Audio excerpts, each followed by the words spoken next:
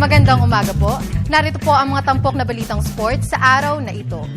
Punong-puno ng pag-asa ang kampanya ng Gilas Pilipinas sa FIBA World Cup at Asian Games ngayong taon.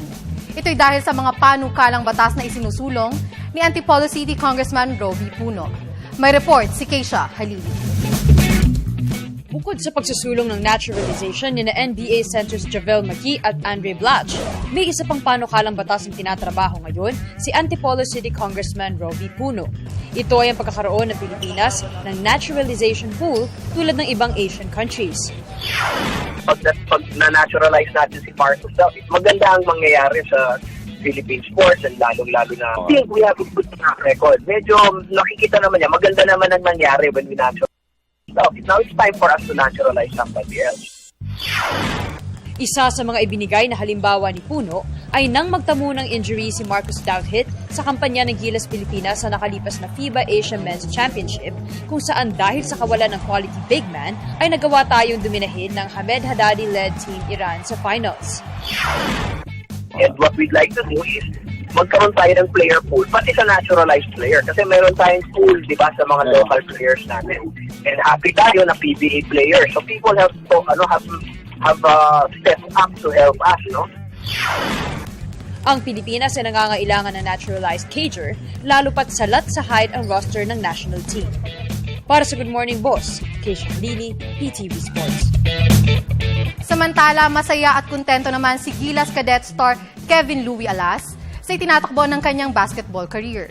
Ito'y dahil matapos na kuminang ang kanyang pangalan sa NCAA, ay naging bahagi naman siya ng Southeast Asian Games champion team na Sinag Pilipinas.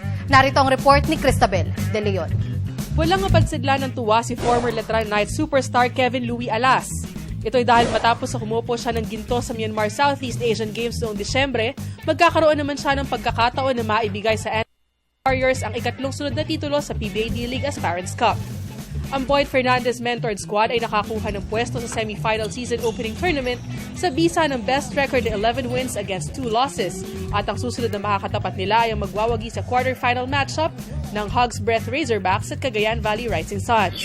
Pinaka-plan sa amin dito yung lumaro ka sa SEA Games. So ngayon, di pa namin alam kung anong plan sa amin. Pero ngayon talagang focus muna ako sa NLEX sa PBA D-League. So if ever may call up doon sa national team, so ready naman ako palagi. Samantala, bukas naman si Alas sa posibilidad na magsuot ng Gilas Pilipinas uniform balang araw.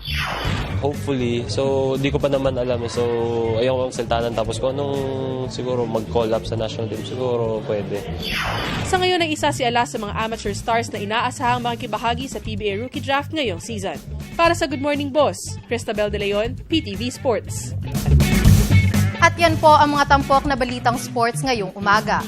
Ako po si Hazel Ansalubon para sa Good Morning Boss.